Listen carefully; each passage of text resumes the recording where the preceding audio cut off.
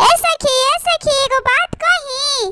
हाँ ए सखी कहा ना का बात बा। आ त ऐसने बात बा, सुना सुना तनी। सुते ना हमके देला हो, का कहीं ओने कर खेला हो।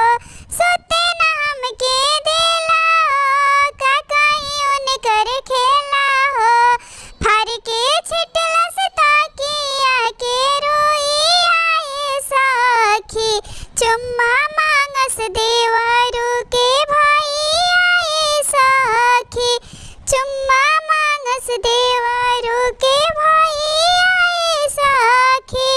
का कहीं कर खेला हो, मरद मिलल मक चुसवा हो। का कहीं कर खेला हो, मरद मिलल मक चुसवा हो। कबहू ना लावेला मिठाई आए सखी।